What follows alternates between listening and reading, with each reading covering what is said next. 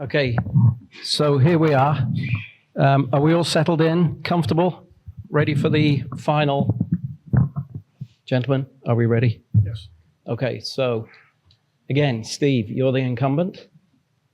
So we'll give you the honors of kicking this off. 2 minutes on the clock. Are you ready? Ready, go. Good evening. I'm Steve Ciciotti, and I'm running for re-election to my second term as your selectman. For those who don't know me, I came here with my wife, Stephanie, who I've been with for 17 years. We purchased our Pembroke home, attracted to the open spaces, greenery, great water bodies, and diverse wildlife. An unexpected benefit is also far less light pollution at night, which allows me to better enjoy looking at the moon, planets, and galaxies with my high-powered telescope. We love the low-density suburb feel, low crime, and great public schools for our 3 young children, Natalie, Gabriel, and Vanessa. As a family of total book nerds, we also quickly fell in love with our Pembroke Public Library, of which my wife Stephanie serves as chair on its library board of trustees. And as our roots quickly deepened, I discovered something else very special and unexpected, a strong and welcoming community with so much life and history to go with it. Back in 2021, I started to get involved due to some very controversial times and policies, and following my engagement with almost a year's worth of select board meetings, I was strongly encouraged by many to step up and help as part of the solution. In 2022, I proposed my candidacy to be your selectman on a bold platform challenging these policies and was elected with a 61% supermajority, ensuring some of my main objectives were fulfilled within only a month of serving. Since then, and throughout my first term as your selectman, I've gained immense knowledge of the systems at play as well as both the strengths and opportunities we face as a town. With my years of experience working in management for businesses both large and small, publicly traded and privately owned in various industries as a certified IT technician, to finance and accounting and construction, to supply chain, production control, and data analytics in med tech and defense and space manufacturing, I continue to bring an ever-growing set of skills, experiences, and perspectives to the table that few others can. I do not take what we all love about Pembroke for granted, and I want to protect, if not enhance, what I think we all love about Pembroke and what makes it great. There are a few days remaining for early voting with town election just next Saturday, and I would humbly request your vote to continue serving Pembroke in the best way I know how. Spot on. Good timing, Steve. I think I preferred the micro machines of the WATD, but that was terrific. I made the most that I could with that one. Yeah. Okay, Sean. All right. Good evening. My name is Sean Keegan, and I am proud to be running for the Pembroke Select Board. I've been in Pembroke since 1973. I'm a 28-year veteran of the Mass National Guard, and I have been an IT manager for about 25 years. We have a challenge in front of us. It's not unique to Pembroke, but over time it's gotten worse here. We've stopped truly listening to each other. We've lost sight of the fact that we're neighbors first, and we all want the same thing, a strong and bright future for our town. Too often, the loudest voices come from the extremes, trying to pull us apart. But that's not who we are. Most of Pembroke are independents, hardworking families who care deeply about the town and each other. I'm running to restore balance, rebuild trust, and refocus our energies on what matters most. We need leadership that listens to every voice, invites more people into the conversation, and always puts the long-term good of Pembroke ahead of any narrow agendas. I'm running to be the kind of select board member my kids can be proud of. Someone who leads with respect, thoughtfulness, and integrity. Someone who shows them and all of you that public service is about working together to build something better. Pembroke deserves leadership that reflects the strength, spirit, and its heart. And that's the kind of leadership that I'm going to bring to the Select Board. Thank you.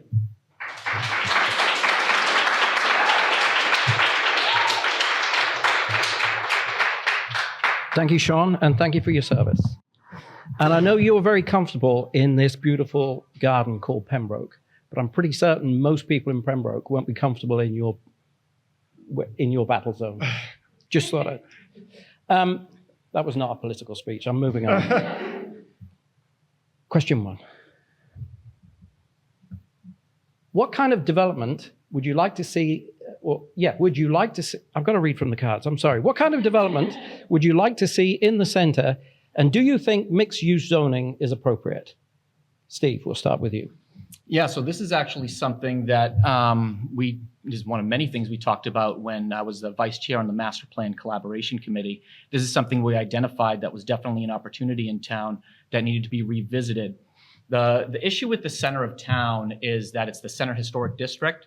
So the whole district has been zoned as the Center Historic District, and there's a lot of restrictions in there that make it very difficult to be flexible to attract some meaningful development in there. And there's kind of a reason, that's part of the reason why we've been struggling with the revitalization of our center. So that zoning does need to be revisited, and that's something that we identified in the master plan.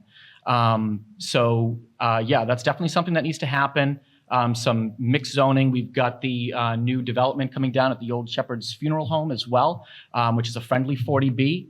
Originally started as a semi-friendly 40B, and we helped make it a little more friendly. So because of some of the negotiations there, we're going to see a tavern down there.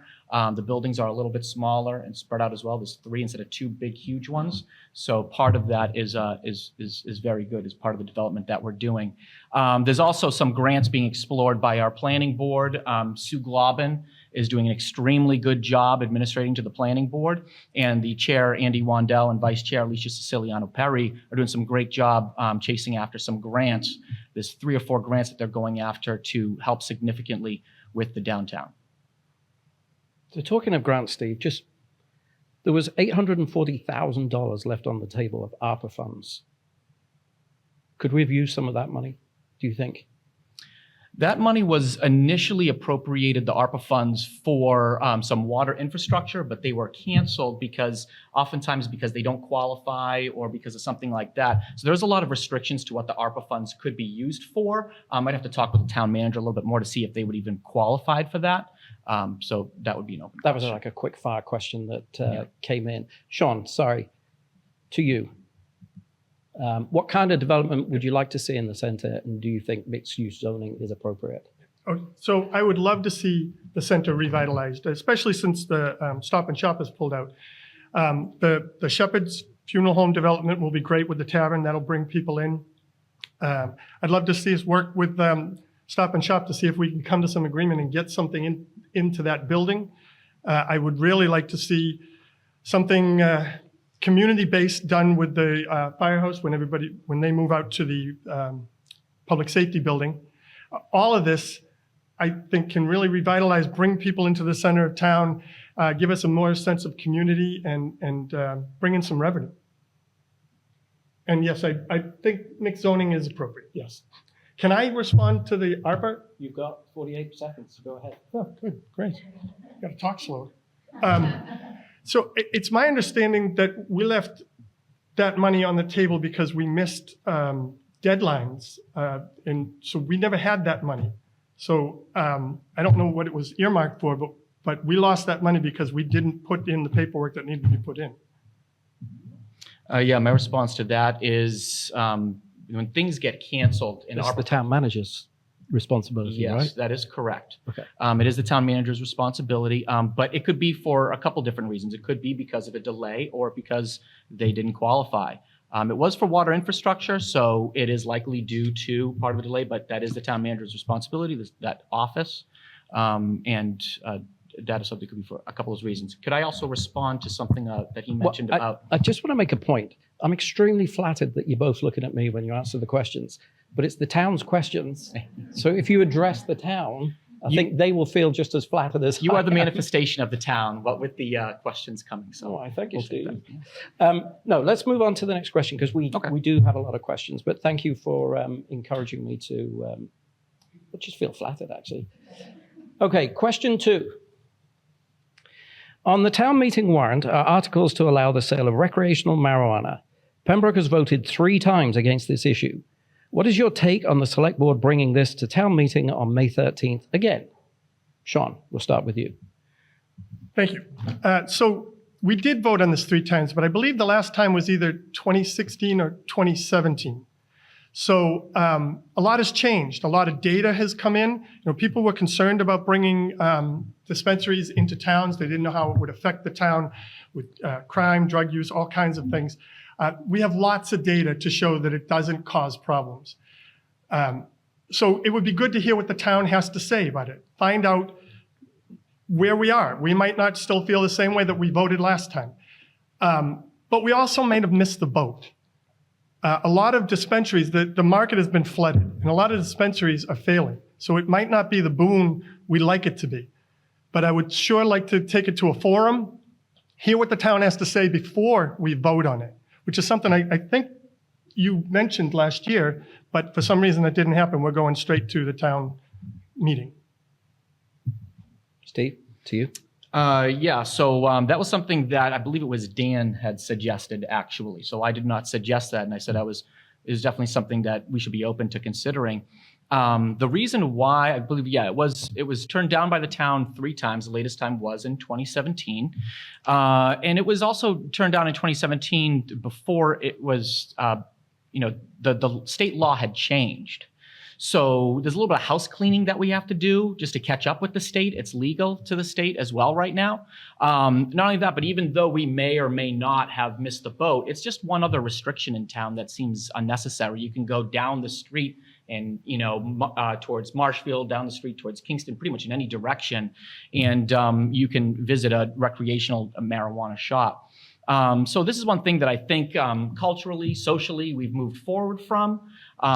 We should not restrict something that's between consenting adults, as far as I'm concerned as well. And there's still potential revenue to be had there. This is actually also something that we identified on the master plan. We also identified as part of our values, goals, and priorities, which was something that I pushed for on the select board as well. The first formal values, goals, and priorities, which really puts everything in black and white as an accountability tool, and a directive tool, and a continuity tool as well. So we identified that as an opportunity, and the select board endorsed it, and the entire select board as a body moved forward with the values, goals, and priorities, and as well with marijuana. Terrific. Thank you very much. Question 3. There's an assertion has been Would you like me to read the question, Fraser? No, it's me reads the questions, you answer. The assertion has been expressed by some that our select board is not balanced or diverse enough in its views. What evidence do you have that this is or is not true? I think we're starting with you, Steve. Is that correct? That's fine, either way. Okay. I would say this is definitely not true. I mean, we have a centrist Democrat on the select board. We've got a centrist Republican on the select board. We've got, I would say, a centrist unaffiliated on the select board. I am a very libertarian-leaning Republican on the select board. And we also have a more conservative Republican on the select board. So I would say it's pretty diverse in terms of views. With that said, we operate as a productive body, and we do have disagreements. I mean, just last night we had some disagreements. Oftentimes we'll have a lone vote that votes no on something, or votes yes, or makes a motion, or a motion dies. Oftentimes there's a minority vote of only 2 votes, for example. That's happened a number of times as well. But we accept the results and we move forward, and then we will have a deliberation, we'll debate, we'll go over the issue until we get to the point where we're ready to go for a vote. So I would say it's diverse, and I would say it's pretty balanced as well. I know some folks in town are probably not as happy that it doesn't agree with all of their views, but everybody's not going to be in lockstep with each other. And I think that that's something that we could move forward with more productively, to accept that we're not going to be all lockstep. And it would be pretty boring if we all agreed with each other all the time. So I think disagreement is good and healthy debate is good, as long as it is in good faith. Can I just ask, who is the Democrat on the select board? That would be Dan. Dan Trabucco is a registered Democrat. Wait, he's got President Trump as his face. He is on his... nonetheless a Democrat. Okay. As I said, he is a centrist Democrat, and there are a lot of Democrats who... I'm not going to argue with you or Dan. I'm just stating the facts. Yep. Sean. So first of all, I have never argued the efficacy of the views of the board. That's a much longer discussion. I'm saying that the board, now, I'm new to the Pembroke political scene. So as far as I can tell, Pembroke Rising represents the far right. So I'm going to use that. And I know that at least 3 members of the board were elected with help from Pembroke Rising and their priorities. The reason I'm running is because all I hear from people is our voice is not being heard. We're not part of the conversation. They're not being listened to. It's all going one way. I just want everybody to be heard. Not everybody's going to get what they want ever in anything, but I want everybody to be part of the process. If they're part of the process, they know it's a fair process and they know their voice matters and they can feel proud of the direction that Pembroke is going. So I'd like to respond to that. No. No. There's so many questions. You will have your point will be made. You were clear about your answer. He was clear about his. He had extra time. So, Okay. Question 4. There's been a lot of discussion in town about candidates who didn't file all of their campaign finance forms to our town clerk. Do you think these candidates deserve the public's trust? And if you made a mistake, how would you handle this issue with the voters? Sean, you're not part of this discussion, but answer that question. How would you handle it if you made a mistake? Sure. So I'll answer the second part of it first. If you make a mistake, you own up to it and you try to rectify it. That's in anything. Oh. And sorry. Keep going. As far as the paperwork, I know it's out there. I haven't paid attention to it. I don't know who hasn't filed what paperwork. The only thing that I will say on this is if you're hiring someone to help run your town, I would give pause if they can't properly run their own campaign. That's it. Steve? Yeah, so this is something that I talked to the OCF about. And also, if you look at the town, the situation right now with almost all candidates, the vast majority of them in the past, and this doesn't excuse it, but I think we have to look at the fact that the vast majority of people are missing some paperwork or another, whether they're elected to the library board of trustees, the select board, the board of health, school committee, etc. So it doesn't excuse it. We need to improve in our processes, make sure people have a better understanding of the documentation that's needed when they file. But the OCF, they're like, just file the paperwork. It's really not, they're not going to chase after, library board of trustee because they didn't put their M101 form in. That's not really what they're going after. So if someone has identified, hey, you're missing some paperwork, just file the paperwork. You know, and that's the OCF's position as well, because I talked with them about that. And certainly with regards to, to any additional paperwork, yeah, if there's a mistake, then yeah, fix the paperwork and get it done. Mm-hmm. That's it. It seems very simple to me. Very good. Thank you. That was question 4. We're already there? We're on the should have given me more time on the other ones, Frazier. There's a surprise coming up. All right. Trust me. I love surprises. Let's do it. Did anyone hear about what President Trump's surprise was? He talked about having a big surprise. Has he announced it yet? I don't think so. Anyway, it's one of those. It's a surprise. Okay. Question 5. I would like you two to both take a look at this. These are citizens' petitions. One from Maureen, who's left, but she knows she filed this petition, and one from Rich Flynn on the select board. I put these up because we had a question, and I wanted to have context with it. So the question was, what is your position on board members circumventing the democratic process of working with their respective boards to get actions on the town meeting warrant by filing citizens' petitions to effect change? Steve, it's your turn to go first. Sure. I don't see a circumventing of the democratic process if any citizen in the town, whether they are a board member, appointed, or elected, wants to do a citizen's petition. Everyone has the right to do that. So I don't know, the question seems pretty simple to me. If you have the right to file a citizen's petition, then you have a right to file a citizen's petition, and then you've got to gather the support to do that. But I mean, with that said, we were actually discussing this a little bit last night, and I thought it was curious and interesting that we only require 10 signatures for citizens petitions, and that's quite outside the norm for the area. Most areas require 50 to 100. So personally, I think that that's something that should be revisited. The barrier to entry should be a little bit higher. It seems way too low for anyone to file almost frivolous citizens petitions. I understand. I'm letting this one run. And, I understand. You know, and they and it kind of complicates things unnecessarily. But in terms of should someone or not be allowed to file a citizens petition, that seems very cut and dry for me. If you can file a citizens petition, you have the right to go through the process just like everybody else. Though I would prefer them to go through the standard process. Right. Maureen's on the Board of Health, and she puts up a Board of Health citizens petition instead of running it through the Board of Health to go to the Select Board for the Select Board to put it on the warrant.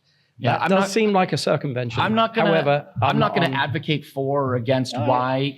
Maybe there's strategic reasons as to why they do that. I don't know. I wouldn't go about it that way, but I'm not going to disparage someone for engaging in their right. I haven't asked you to disparage. It would seem to me to be a disparagement to say no, you should not be able to do that, or no, that's unethical. I don't see that. Right. Okay. Sean, do you have an opinion? Yeah, I completely disagree. If you're on the board, you need to go through that process. And if you don't get your way, that doesn't mean you just circumvent it by putting in the citizens petition. You are held to a different standard. You're on the board. And I don't believe that that should happen at all. I don't need the rest of the time. No clocks for anybody on that particular round. Gentlemen, they were your 5 lowball questions. Sorry. Bit of technical difficulty. We're going to have a quick fire round now. Did you know this? No. So I want just a yes or a no for the majority. How do you do that to us, Fraser? Especially me. It's Jesus. There's no clock. There's no timing. Just a quick. So, do you believe dissolving the DEI committee was a good idea? Yes. No. Okay. Thank you. Do you agree with out-of-town resources being used to support a candidate? Absolutely not. Sure. Why not? Okay. Are pride flags political? Yes. No. What is Pembroke's biggest challenge? Try and make it in a sentence. Please, Steve. Managing Prop 2.5 constraints in our budget while trying to develop meaningfully while protecting the character of our town. Sean? Yeah, I think it's getting back to every voice being heard and everybody being part of the process. Mm-hmm.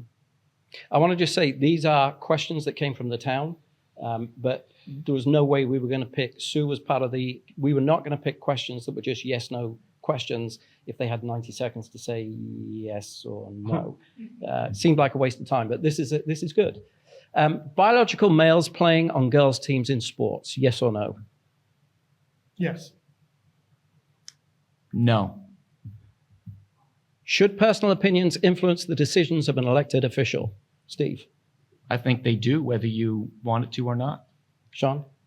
I think everybody's opinion is going to influence the decision, but you should be listening to what the town wants. Very good. Do you agree with term limits for the town's boards? Yes. Term limits for the town's boards. I think that's... Think Libby Bates. Good one. No. Okay. Turner House, stay or go? Sean? After talking to the fire chief, go. John Turner never lived in that house. Stay or go? Go. Go. We agreed on one. Ladies and gentlemen, we have consent. Let's go back to question 4 about there being differences on the... Yeah. Okay, this is the last question in the quick fire, and this was the last question that came in on the death on the last night. What national political figure in today's world do you believe your political philosophy is most closely aligned? Sean, I don't have an don't answer. say Mousy Tongue, he's not around anymore. I don't have an answer for that. I would have to put some thought into that. I don't know. Steve? There's so much to go into that question.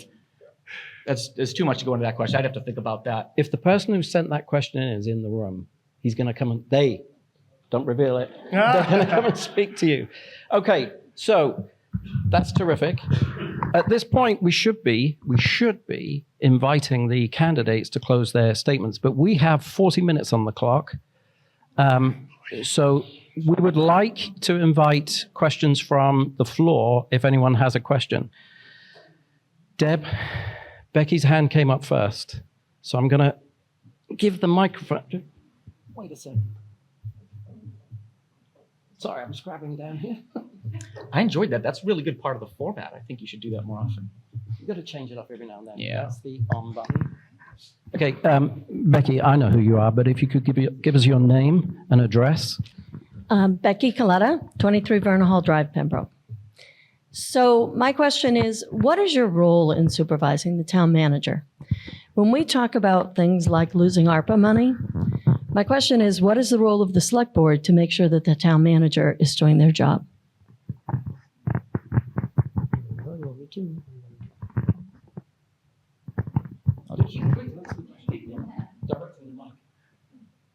I'll go first. Yeah. Sure. The select board does have an annual review process, so we need to review the town manager, make sure he is executing in his duties, and there is a period also where the town manager's contract comes up. There's a negotiation period, and whether we renew that contract or not. So part of the annual review process is identifying opportunities, goals, opportunities for improvement. Are they meeting the goals? Is he or she not meeting the goals? And that's going to be part of our assessment as the year goes on. You can't terminate a town manager because maybe he made a mistake here or he made a mistake there. And some of the mistakes can sometimes be he's responsible for a lot. And the town manager has really saved the town a lot of money. He executes really well, especially with regards to municipal finance. He's very good. He's very good managing our OPMs and following up on things. He saved us a lot of money with regards to the Center Street project with the state. So mistakes are going to happen, and we have to manage that. And part of the select board's role is not to micromanage the town manager. You don't want to do that because then he's not empowered to do his job. He is basically like a COO, CFO kind of figure. And so we're to provide oversight, not micromanage the town manager, but we need to expect results. And when mistakes happen, we need to have those conversations to ensure that we're improving, as opposed to, tearing somebody down, especially if they've done so well for the town. Terrific, Steve. I knew not having a clock was going to be a mistake. Sean. Yeah, so I agree. Our town manager has done an outstanding job. I think before him, there wasn't as much emphasis put on planning and making sure that our town was moving in the right direction. And since he's been on the job, I think he's done outstanding. If mistakes are made, the board, it's almost a collaboration. The board works with the town manager, even though they oversee him. It needs to be addressed immediately. And we need to make sure that it doesn't happen again. Find out why it happened, right? I mean, I know he's busy. I know he's got a ton on his plate. I don't know how he does it all. But this is important. So we need to address the issue and find ways to make sure it doesn't happen again. Thank you, Sean. I believe, Deb, you had a question? Name and address, and then ask your question. Deb Flanagan, 12 Beach Road. Thank you. By the way, I know the backstory on the fluoride warrant. The Board of Health unanimously voted to stop adding it to the public water supply, but it was the health agent's advice that it needed to go before town meeting, and that was why Maureen filed the warrant. Got it. Okay. So what's your question? My question is, what sort of guardrails, if any, do you believe should be placed on community preservation funds and Camp Pembroke funds? Sean, I think this is definitely your question. Do you? Yes. So I believe they just put guardrails in, making sure that nobody can get more than one time getting donations from the funds. Not sure that that's something that should have happened. There are lots of good things that can happen multiple times that funds can be going to. I don't know enough about those funds, though. I'm not the incumbent. I don't have all of that information. I will. Steve didn't have it all when he started. I don't have it all now, so I can't speak to that as fluently as I would like to. Fair enough. Steve? I was able to speak to a lot of it when I ran, I will say, though. So CPA funds, to start with that, those are Community Preservation Act funds. And when I started on the Board of Selectmen, one thing I noticed was that the town, the norm had been that it was a little too easy to kind of give money out to anyone who kind of came for it. The priorities were a little disjointed from the public. And so they would go to a lot of different private beneficiaries, whether we're talking about Camp Pembroke funds or we're talking about CPA funds, they would go towards private entities instead of public entities first. And one thing that I thought was very important was that we prioritized our needs before our wants. And that's not to say that we shouldn't, fund our wants. There are definitely some things that we want to do and we want to execute on that are good for the town. But we have a lot of needs in place. We had crumbling infrastructure. We had crumbling historic town-owned buildings. We had crumbling playgrounds that we're finally putting CPA funds toward now that have been crumbling for many years. So we shifted the direction after the conversation with the board, and the town manager shifted the direction of CPC funds toward our needs before our wants, toward public use before private beneficiaries. And then I think that's a good thing for the town, because now we're seeing more positive activity for things that everybody can enjoy instead of just certain things that maybe certain interest groups would prefer to have for themselves. Where does the Lydia Drake Library fall in that conversation? That's town owned. It is? It is. So that would, in my view, that is a public historic building. Got it. So yeah, that's a historic building. So CPA funds are good for historic, Yep. open space, and Yep. recreation. Okay. I believe we have another question. Andy? Yeah, Andy Wandell, Oldham Street. I'm also chair of the planning board. By the way, there's a $500,000 that's being asked for through CPC or CPA funds on this warrant for the Habermock Playground. So it's going to some good stuff. And there's a group of people in town who represent the various committees like planning board and historical who review all of those applications. But that's not my question. My question is, according to the town manager's report, new growth revenues were lower than expected this year. Since new growth is essential to meeting our budget needs, what new growth initiatives would you like to implement for Pembroke? Steve? So this is something that we talked a lot about during the master plan process. So I spent a year with the Master Plan Collaboration Committee working on the master plan. People can see that if you go to www.pembroke-ma.gov and then go to Discover and then go right down to Master Plan, you can see the whole master plan document. We identified a lot of things there. One of them is new growth. So there's ADUs was one of them, was one of the things that we could do. Revisiting our zoning as well. Commercial development is something we desperately need. If anything, commercial development has fallen over time while residential has grown. That means that the residents bear the vast majority of the tax burden. I think it's like 94% last I checked, and that's increasing. So that says we really need to attract more commercial development. We have been more friendly with commercial development. There's a little bit of a perception out there that Pembroke is unfriendly to business, and that's not the case. Hasn't been for a long time.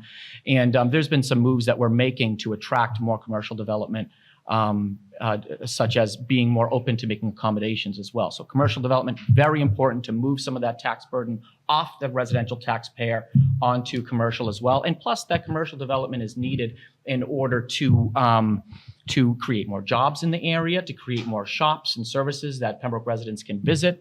There's a lot of benefits to that. So yeah, there's a lot in the master plan that we identified to help with that. Sean? Yeah, Pembroke needs to grow to survive. I've been here since 1973, and when I was young, I was an avid dirt bike rider. I probably bothered a lot of you older residents here with my bike, and I apologize. But everywhere I used to ride, there's a building now. Pembroke has managed to grow and still keep its sense of community. And I believe we can keep doing that. I think commercially, there are a lot of bylaws that make it a little bit difficult to work with Pembroke, and I think it would be very easy for the board to just go through those and simplify them and still protect the town. As far as residentially, I know, I believe we're down to like our last 300 buildable lots in Pembroke, so we're running out of room. We can discuss with the town maybe going from an acre to a half acre to build. Not sure how the town would feel about that, but that's one avenue. But we need to grow to survive, and I want to see Pembroke survive and grow. So it's actually 400 acres, It's 400. but when you put the roads in and everything else, it works out to be about 300. Andy, 3 or 2, roughly. And I believe Andy did propose half-acre lots, Yeah. but it got shut down. So that didn't go through. It failed. Never mind. Correct? You've got a microphone back there, Andy. You can talk. Yeah, the planning board decided not to go forward with the zoning bylaw change that would do that. So it was the planning board's decision not to go forward with it. That doesn't mean we won't take it up again or look at other things. It's in the master plan. It's something that we are going to look at. So, I understand the concern. Like we don't want to urbanize, right? We don't want to become a Weymouth or a Quincy or something like that. And I can see where people are concerned. But I think working with the select board, working with the town manager and being very thoughtful, even if we did go to half acres, we could still manage to keep our community the way it is. So While we're on this subject, Steve, I know. So in the WATD interview last week, you answered a question about friendly 40Bs. yes, I was just about to talk about that. Oh, you know what? Yes. Take the floor. So this is something like I know you're talking about, being more okay with just, developing and so on and so forth. And we do need to develop. We need to have controlled development so we can protect the character of our town, what brought us here, what brought my family here, what's keeping people or why they love Pembroke, why they want to stay in Pembroke. We've got to protect the character of the low density suburb. With that said, I mean, if we stay beneath the 10% affordable housing requirement, then 40B developments are going to continue to take over our town, and we'll have no control over the developments whatsoever. So this is something where on the master plan and discussions with the planning board, Andy Wandell, Alicia Ciliano Perry, et cetera, that we can move forward with a productive strategy with friendly 40Bs. Unfriendly 40Bs are those 40B developments that come in, we're under 10%, they run roughshod over our zoning. There's a couple of those, River Marsh, that happened, for example. The Lake and Plain Street, some people are very unhappy about, and I get it, rightfully so, but it's the state. We have very limited control over that. So once we do achieve the 10%, and we need to get there, then we'll get back control of our zoning, and then we can revisit this friendly 40B. So we can start to attract 40Bs that are friendly, where we can say, hey, you know what? If you do what we want to help us maintain, targeting between 10 and up to 15% affordable housing, then we'll get off the hamster wheel of always being under 10%. How close are we, Steve? Last I checked, we were at like close to 9%, I think. Yeah. So we're high 8, if I remember correctly. You But that said number, it depends on who you said close to 10, and that Shepherds would push us over the 10. Yeah. So no, there's a few developments going on. There's River Marsh. Yeah. There's Shepherds. Yeah. There's the Lake and Plain Street 40B. Yeah. There's a few developments that are going on right now. So yeah, we would like to see go over 10%, but that number is shifting all the time. So we may or may not get over that 10%. With that, the numbers have to be updated. So the public need to know that what's happening in Shepherds is a quid pro quo for what's happening on the golf course. It's not a golf course, the country club. So there's 176 homes going up in the golf club where it kind of is, Andy. Well, it's Okay, not so how many affordable houses are going up in the golf club? How many affordable housing units are going? Are we doing the debate, or are you, Fraser? Andy is. So, quid pro quo is I would not say is the best word for it. Okay, that's a little unfair. We're at 8.5. But wait, if I may, the benefit of that the benefit of the Bristol Brothers Center development is that we're going to get full credit for all those units. Yeah. So that's a huge benefit of that. No, it is, but But you've got 176 debating units him, that are not going to you. fold. well, not to be. Okay. If you know the facts, you tell Well, them. the thing is that is it 60 units? That, 66. Okay, 66, but there's 62. 176 going. We had as to go a part. down. So the net gain is going to be against us. We were at 8.5% after the last census, and the Shepherds is not going to help us because not that it's quid pro quo, but he's building there and he's building at the country club. And there's 176 units going in there. So the 66 that are going here are not going to put us where we need to be. I just want to make sure. Yeah, and and that's that not is- the only development that's And that taking is not place in quid pro, town. There's quid multiple pro quo. 40Bs. So I take that back. Let's have another question from the crowd, please. Your hand. Can we? Who else do you want to ask questions of? Do you want to answer them? Come up, ladies. Do you want, are we moving? I think we should. I think it's your turn. I don't think we need to. No, but he'll they bring need- the. Who else has got their hand Have a up? microphone. Oh, I'm sorry. Sorry, you were hiding behind the pillar. I'm Jim Agnew, Pembroke, Maine, and a former member of something. So my question is, earlier tonight, we heard that if we remove the pride flags from our schools, we open ourselves up to litigation. I would ask that same question around men's and women's sports. If we allow men to compete locally in girls' athletic activities, wouldn't we find ourselves in breach of Title IX? That sounds like a school committee. Katrina, I think it's for the candidates. I think, yeah. But is that for the school committee or the select board? That's for the select board tonight. It's for our two candidates. Okay. What's I'm not on the ticket. I'm not going to answer it. I'll say unified sports are co-ed, girls' sports are girls' sports, and men's sports. So co-ed sports are different. So should I press it? If you have a different opinion. So since 1979, we've had the co-ed sports, and it has not been an issue in Pembroke, and as of today, it's not an issue in Pembroke. And the school committee already addressed this when they added specific language to the handbook where it's always been housed, as opposed to revisiting a policy, and that's not how they do it. Okay. Thank you. I support that decision. Okay. Very good. So we are going to get to you. Trust me. On Andy. Patrick Winter Road. So fire station, police station, the old COA.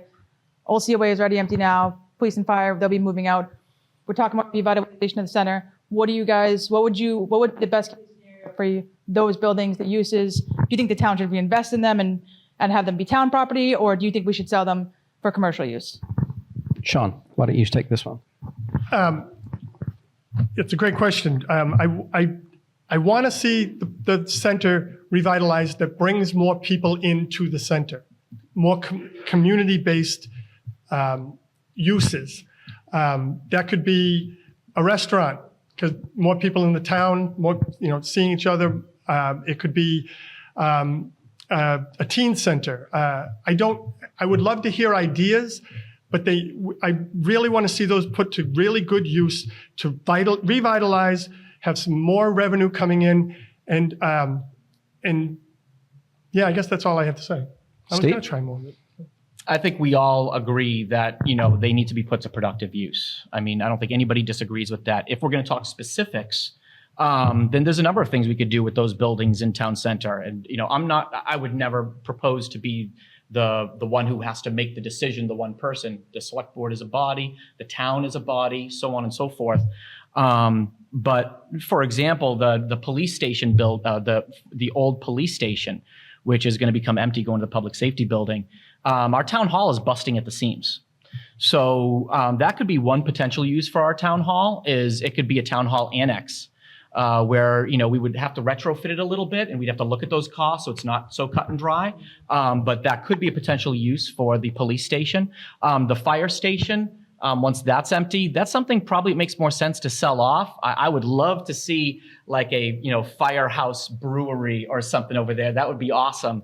But I really think that if the town looks to sell that property with some guardrails around it to say, hey, let's sell the property, but this is what more or less what we want to see done with it, that can be packaged as part of the deal. When it comes to the Council on Aging building, we're actually taking presentations right now. So we've got for example, the Pembroke Public Library is interested in it. They're busting at the seams. The Council on Aging building used to be the old library. So that's something that could be an option there. But the Recreation Community Center, Lance just did a great presentation last night, where the Hive, as he called it, and there could be great use there for teens and for adults with seniors that need a little bit extra help. There's a proposal by the town manager should be used as a shared resource. So there's a whole bunch of different places we can go with it. We definitely need to assess what the best use for the buildings are, but I've got some ideas, and I think it's going to be important to be creative. And then you get the Hatch building. We're going to have to work with the school committee on that because they're on the deed. It has to be used for educational purposes, but in reading the deed, there are some things that say the select board has some things to say about it as well. And we'll have to discover that. Very good. There will be a collection plate later for the Firehouse Brewery. I think it's a great idea. Okay, so you have a question. Yes, that's fine. Hi, Casey Holland, 27 Bryson Way. It's kind of a long question, so sorry. While I do support the membership into the VOTEC, I want to preface my question with that statement. It's a huge investment for our taxpayers. We all know that the town faced a deficit this year from an educational standpoint, and we had to make cuts to balance that budget. Just for one specific example, like larger classroom sizes. Next year, my daughter will be in a larger classroom than she has been due to some of these cuts. I guess the main question that I have is, how are we going to continue to fund the schools in town to ensure from an infrastructure, which we know a lot of our schools are older. They need work. We know I'm sure everyone in this room is familiar with the mold issues.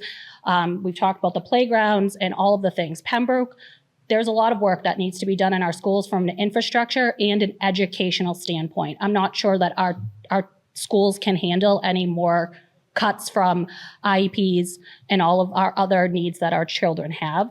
So we can't continue to ask taxpayers for more money. So if this happens, how are we going to continue to support the needs in our own town? Okay, thank you. Katrina. So it's my understanding that with the VOTEC, it would be a cost to taxpayers about $450, $500 a year based on a house assessed at $600,000. And I know that's not nothing. But when I was out in the community meeting with people, everyone I spoke with said they supported VOTEC, that they understood the cost and they knew that it was something essential for our kids. I don't believe, and it's not my understanding, that if we did get into the VOTEC, that it would take away from our schools. I think it would actually enrich our students and allow them to have another path forward. And there's already things in place like the HVAC that they're replacing at Hobbamock. That's on the books. We're going to be voting on the Hobbamock playground on Tuesday. Those things are already being looked at. So I don't think we're taking away from one thing to get to another. We're looking to do the override for the taxes to pay for us getting into VOTEC, but I don't see it taking away from our schools. It's an excellent question, actually, and it's one of the reasons that I initially got involved in the school committee and wanting to run. You are right. She is accurate in her assessment of the costs. I disagree in the sense that this will absolutely impact our students. It will be a rolling impact in the sense that the first year will only have a certain number of students eligible for spots in the VOTEC. The second year will have both freshmen and sophomore, third year, et cetera. So we will have opportunity to make adjustments to our class size and enrollment-driven reductions, which they have been making, to try and keep our class sizes in line with our student body numbers. We also have some big things coming up as far as growth for housing, which will help improve our tax base, which is great. We've got some great ideas here as far as increasing our business base for tax growth, which hopefully will help us. That's really the only way we can try to draw more taxes in. We are limited by Proposition 2.5, and we are limited with our long-range planning and what we can save for. The town must spend every year what it spends, and we cannot save. One thing that the school committee does is they do a pre-purchase of special education tuition rates to get a decreased cost on it. You get this year's price for special education at next year's value. You hear that all the time at school committee. So that's one way we save money. But as far as long-term planning, it's difficult. That's where interaction with our state reps, understanding grants and how they work, helps draw money in to allow us to do these kinds of projects. We used ESSER funds to do some of the work that was needed for the mold project. Those were funds that were allocated during COVID that we were able to get grants on. And then we used those funds because they were for air quality to replace some of the units in the schools to improve the drip issues. So long-range planning for schools and for towns is difficult because of the 2.5, but I think that we can do it. We have multiple schools. We can repurpose those schools. We can shift students as necessary. We can do this, Pembroke, and I'm really willing to do the hard work to make it happen. Did that answer your question? Yeah. Does the select board have a role in answering that question? In VOTEC. Well, in the costs, how we're going to deal with the budgets. Well, I mean, yeah. If they don't, we can move on. Yeah, I mean, the school committee is really the one driving this. Yeah. I think we all agree that having a lack of access to VOTEC is a serious problem. Sure. And whether the town decides to go with it or not, because there's going to be a major cost to doing it. There's going to be a major cost to not doing it, because kids aren't going to have access to VOTEC education. So one way or the other, we need to find a solution to it. And if it comes down to working with our state legislators, our reps, and working with the state, because the state, they're going to see it from their perspective as we need more people with these kinds of skills as well. And they get paid good, really good money, and they come out with a lot less debt too. So, Sean? Yeah, I am 100% behind it. My son is a welder. My porch was built by the VOTEC, Silver Lake VOTEC, when we were still part of it. But it is a burden. It's a burden that might be tough for some in our community to handle. So we do have to get creative and come up with the funds. And it would be great to have a forum on this and hear people's ideas. Maybe we can come up with something to lessen the burden. But I definitely think it's something that Pembroke needs. Sue, do you want to talk about a forum for education? We're having one, yeah. So last year we had an infrastructure forum. This year we're going to do an education workforce forum. So that'll be around. Just because I said that, thank you. You get all the credit. Ladies and gentlemen, your candidate for select board, Sean Keegan. I saw a hand up. Oh yeah, Tom. Tom Portoso, 56 Old Carpath Lane. We have 3 young kids, so yeah, the topic of what's going on in the school system is big, but to think outside of myself for the moment, we all love shiny new things, and the community center is great, but there was a cost to that. VOTEC, there's a cost to that. The new safety building, there's a big cost to that, and that's upwards of 3 times the cost of the community center. And I'm just thinking about the seniors in this town, of which there are many. The over 65 population is the fastest growing segment of the population in this country. That's never happened before in this country. It's an issue. And I think I saw that the poverty rate in Pembroke was about 3% in 2020. Now it's about 4.3. That's a 40% increase in the poverty rate in this town. We don't talk about it. So I'm just kind of concerned when you stack the community center costs, the VOTEC, new safety building, maybe an override or 2 in the next 5 years, how those people might feel left out or really squeezed. And is there a plan to have a centralized place where seniors can look to for any benefit, any break at all, as we march on with new, shiny, cool stuff for the rest of us? Steve? No, sorry, Sean. Did you want to start? No, Go ahead. Go ahead. Just this is something that I have talked about with some of the people that have been helping me on my campaign, and we have a great council on aging. They do a really good job, but there's a very low percentage of the seniors taking advantage of some of the programs that are out there.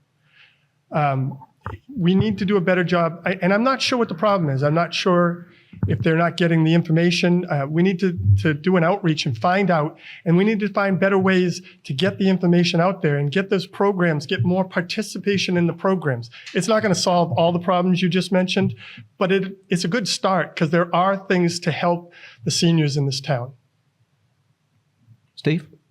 Yeah, so there's some great ideas about that. So number one, we have the new community center. The Council on Aging has moved over into that. So seniors have a lot to access in there as well. Things to keep themselves busy, to meet with other folks from the community, and really stay connected to the community as well. And those services are paid for by the town.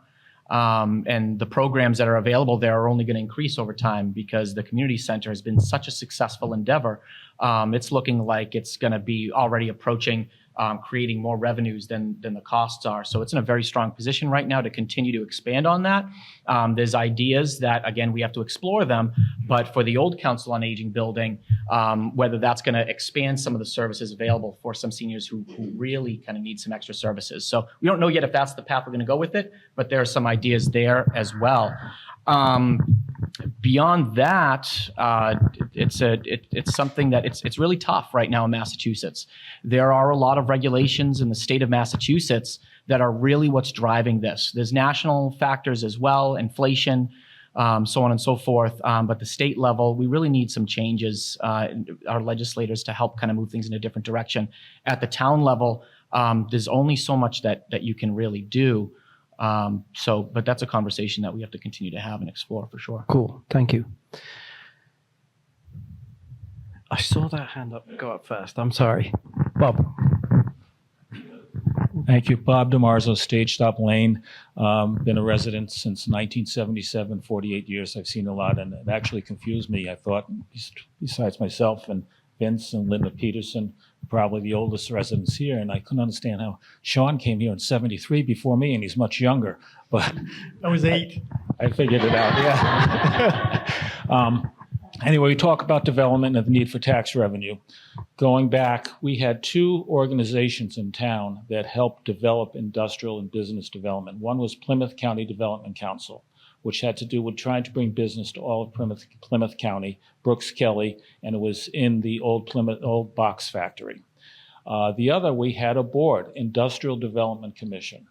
So unlike the planning board, where sometimes they have to wait to somebody to come to them, the Development Council, the Industrial Development Council, was reaching out to people or coming up with ideas or allowing somebody to come to them before the other boards and discuss things and get ideas and say, maybe you need to look at this and so on. But more so, the ability to reach out.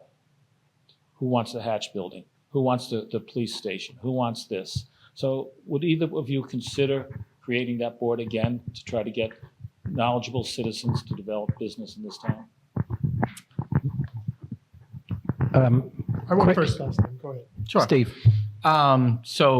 Yeah, I mean, the more input, I think a really good place to get input, especially from folks in the town, are these public forums. We got some great, when we were developing the master plan, we did multiple public forums to get a lot of information from the town to pull that in and feed it into the master plan. And we fed in the master plan through our master plan collaboration committee.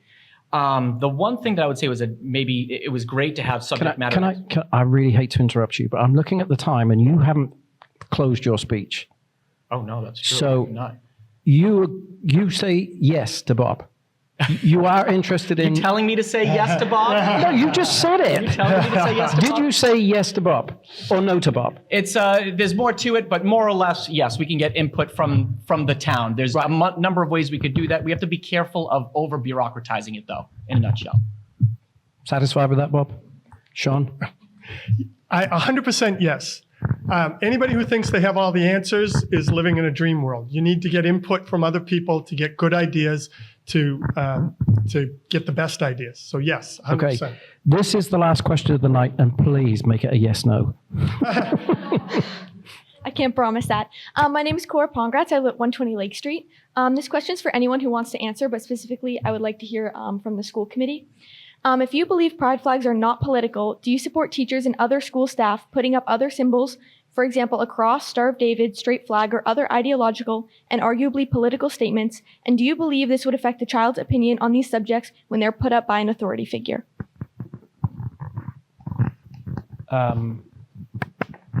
I'm not going to ask you, Paige. I'm going to ask you first, Katrina. Yeah, I know. Okay, I think comparing the pride flag to religion is comparing apples to oranges, because one is inclusive of everyone, regardless if you are religious, regardless of your political beliefs. I understand that people have sincerely held beliefs and may want to put something on their backpack or wear clothing indicating that, but it's not appropriate for schools. And as I said, the flag is not political because it does not matter what side you're on. It's all inclusive. Thank you. Paige? Are you related to the questioner? I am. Oh, okay, Although just I did, checking. I did not design nor entice the question to be asked, I'm sure. for the record. I would like to say again that I believe everyone has the right to pursue happiness in the way they see fit, especially adults. And therefore, I think that the American flag symbolizes that. It should be the only flag in the classroom. And because of the extremist nature of some views associated with the pride flag, it is not my flag. And it does not represent me. I am a Christian. And I faithfully believe that Jesus Christ is my Savior. And I will die believing that. And I do not think that the flag is my flag. So it does not represent me. And therefore, it should not be present and be told by me that it represents me. And I truly, honestly hope that every person in this room understands, believe that you have the right to live the way you see fit, and I have the right to believe what I believe. And that is how it should be. It is not just Christian individuals who do not agree with some of the tenets of the pride flag. There are Muslims and Jews and atheists and lots of people. So no, there should not be religious flags flying in the school at all. Thank you, Paige. Right. I think that we should be able to respond to that as well. It was to anybody who wanted to answer, right? No, we are. Look, we've got a choice here, Steve. We have to be out of here by 8. We've got 3 minutes, and we have 2 minutes right? worth. Exactly. So give me 30 seconds. So if she asks for anybody who's willing to answer the question. That is true. Yes. And so I would say, I think this is part of the issue, right? Is that some people think it's political, some people think it's not political. There's all this heat, and it's all political heat around this issue. This is clearly a political issue. And this is part of the issue as well. And this is why in the ruling of Shurtleff v. Boston, the city of Boston tried to arbitrarily choose what flags it could put up and which ones it couldn't. It wanted to put up, for example, this flag and said, you can't do that flag. And it went to the Supreme Court, and the Supreme Court said you can't do that. You have to either allow all of them and you have to allow none of them. Now, if you allow all of them, that's a very slippery slope. Just like the example brought up, you have to start allowing some flags that are now religious in nature, potentially. Now you have to start allowing some flags that are really ugly flags that we don't want to see in the schools. And we have to be very careful with that. We have to be careful of the arbitrary choices, so it's safer to allow none of them and stick with the flags that we all identify with. Where's that bell? Sean, did you want to say something? Just real quick, it shouldn't be a political issue. It's been turned into one. It shouldn't be political. That's it. Okay, so Sean, your last words. You have 60 seconds. Tell me when you're ready. I'm ready. Let's go. Loyalty, duty, respect, selfless service, honor, integrity, and personal courage. These are the core values of the United States Army, and for the last 30 years, they've been my core values. And I will use these values to guide any decision I make on the select board. I don't have all the answers, not yet, and I won't pretend to. What I do have is experience leading teams of men and women, large and small, through peacetime and in war. And over 3 decades, I've learned one very simple but very powerful lesson about leadership. You only need to do 2 things to be a successful leader. Take care of your people and listen to your subject matter experts. You don't need to be the smartest person in the room. You just need to have the humility to listen and the courage to make the decisions that best serve the people you serve. That's how I will lead. Thank you. And I humbly request for your vote.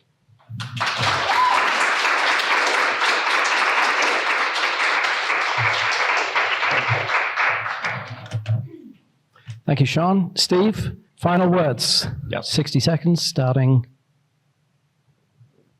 Oh, I thought you were going to say starting now. Okay, starting. Okay, All right, very let's good. go. So there's been a lot of talk about leadership and balance. Let's focus on that. I've spent my career managing teams in critical industries, overseeing budgets of up to $80 million, comparable to our $75 million town budget. My proven business acumen and leadership is established and something I uniquely bring to the table. Thinking about where we were in 2020 and 2021 versus where we are now, I have worked diligently to return what some might call balance to the Board of Selectmen while helping refocus our priorities. Not only that, but prior to joining the board 3 years ago, I attended a year's worth of meetings, whereas in the past 4 years, my opponent has been completely absent, having attended only 1 or 2, and only very recently after submitting his papers at the 11th hour. Whereas my opponent claims he will bring his brand of leadership and balance to the table, I have actually been here doing the work, establishing proven leadership, reinforcing balance, and continuously pushing for meaningful change. Let's leverage the momentum we've built.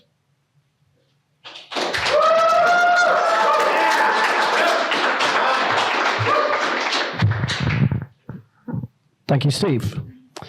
So this has been 2 hours of fun and information. I appreciate everyone coming tonight.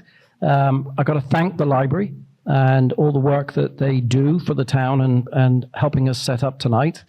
I want to thank Local Scene for their tireless efforts behind the scenes. No, he's not coming out for a handshake. So we've got Local Scene to thank, and I want to thank everyone from the Chamber for their support, and I want to thank the candidates. You're doing a terrific job. Win or lose, you've all done a great job tonight, and I appreciate the time you put into it. So thank you very much, and thank you for doing a great job.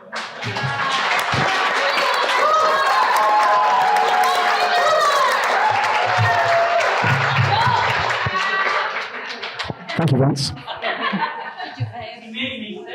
I believe it. Checks in the post. I believe it. Okay, I think we're being ushered out of here, so thank you. Good night.